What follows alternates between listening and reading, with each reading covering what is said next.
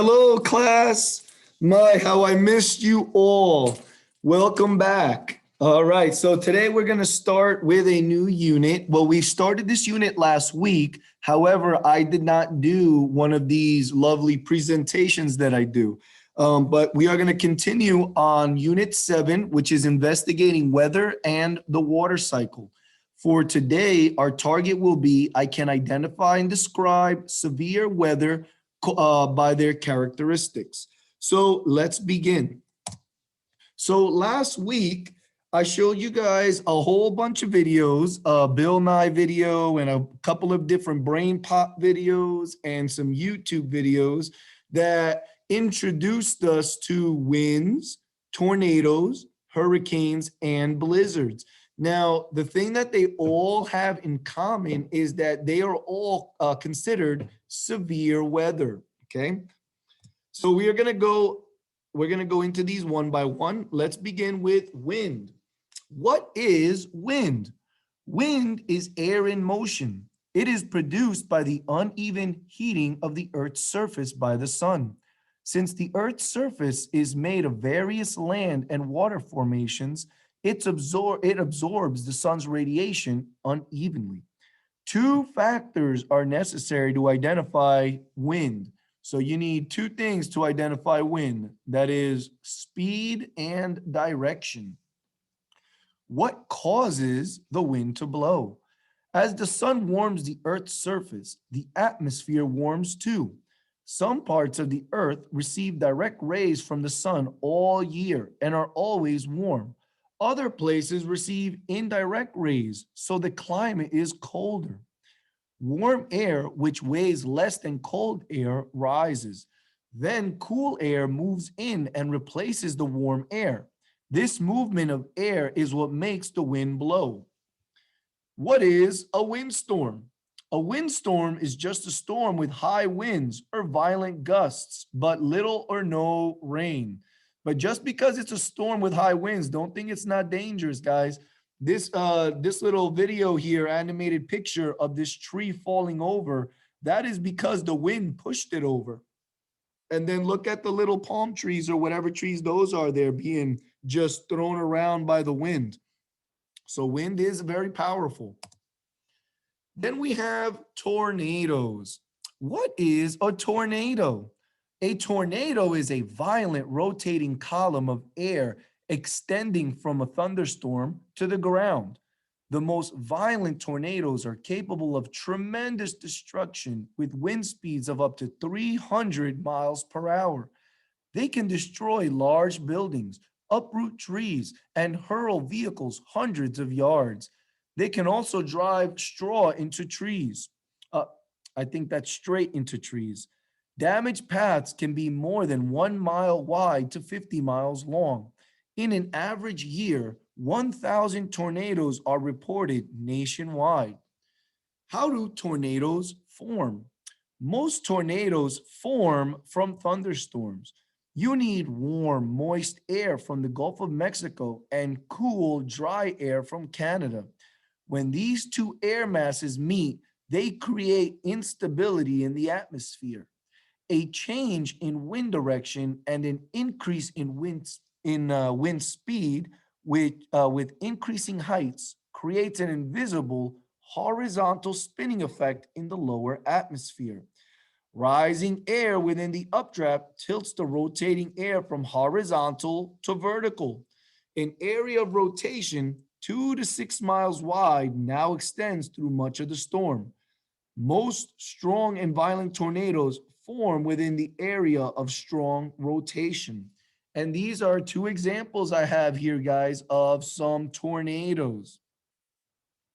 They are very interesting, very dangerous too. So what do tornadoes look like? Tornadoes can appear as a traditional funnel shape or in a slender rope-like form. Some have a churning, smoky look to them, and other contain multiple vortices, which are small individual tornadoes rotating around a common center. Even others may be nearly invisible with only swirling dust or debris at ground levels as the only indicator of the tornado's presence. When are tornadoes most likely to occur? Tornadoes can happen at any time of the year and at any time of the day. In the southern states, peak tornado season is from March through May. Peak times for tornadoes in the northern states are during the summer. A few southern states have a second peak time for tornado outbreaks in the fall. Tornadoes are most likely to occur between 3 p.m. and 9 p.m. Look at that. That's interesting. Where are tornadoes most likely to occur? The geography of the central part of the United States, known as the Great Plains, is suited to bring all of the ingredients together to form tornadoes. More than 500 tornadoes typically occur in this area every year, and is why it is commonly known as Tornado Alley. Texas, Oklahoma, Kansas, Nebraska, South Dakota, North Dakota, Iowa, Missouri, Arkansas, and Louisiana all make up Tornado Alley. Now, I know what you guys are asking yourselves. Oh my, we're in Texas. Are we a part of Tornado Alley? Well, I will tell you like this, guys. We are a part of Tornado Alley. But if Tornado Alley was a person, we would be like its toenail. We're barely in there. So we don't really have much to worry about when it comes to tornadoes. Then we have hurricanes. A hurricane is a huge storm. It can be up to 600 miles across and have strong winds spiraling inward and upward at speeds of 75 to 200 miles per hour. Each hurricane usually lasts for over a week. So these storms are long, moving 10 to 20 miles per hour over the open ocean. Hurricanes gather heat and energy through contact with warm ocean waters. Evaporation from the seawater increases their power. Hurricanes rotate in a counterclockwise direction around an eye in the northern hemisphere and clockwise direction in the southern hemisphere. So depending on whether you're on the northern part of the hemisphere or the southern part of the hemisphere will depend on which direction the circle turns. That's very interesting. The center of the storm, or eye, is the calmest part. It has only light winds and fair weather. When they come onto land, the heavy rain, strong winds, and large waves can damage buildings, trees, and cars. How do hurricanes form? Hurricanes only form over warm water of 80 degrees Fahrenheit or warmer. The atmosphere, which is the air, must cool off very quickly the higher you go. Also, the wind must be blowing in the same direction and at the same speed to force air upward from the ocean surface. Winds flow outward about the storm, allowing the air below to rise. Hurricanes typically form between 5 to 15 degrees latitude north and south of the equator. All right, now remember, guys, severe storms are dangerous. One more time.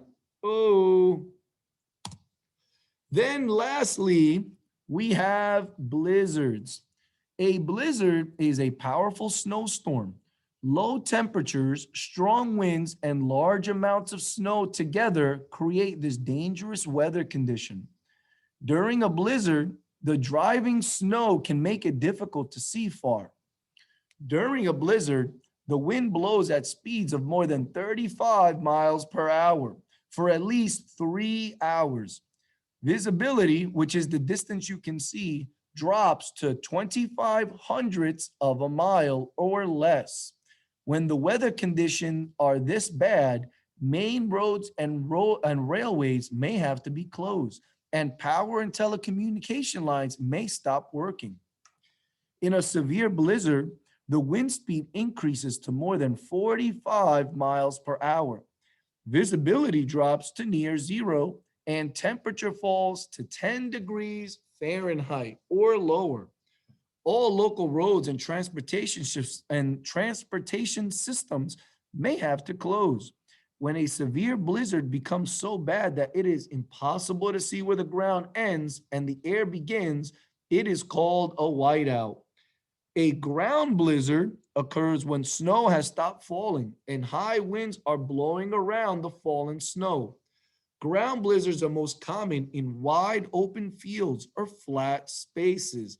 And these are examples of what a blizzard would look like. Here's the silly man jumping around, and here's up top. Notice how the wind is falling and it's very hard to see what's around them. Oh, and that was it. Okay, guys. So after this video, what I'd like you guys to do is go ahead and complete the activity and take the quiz that I have afterwards. And I will see you guys tomorrow.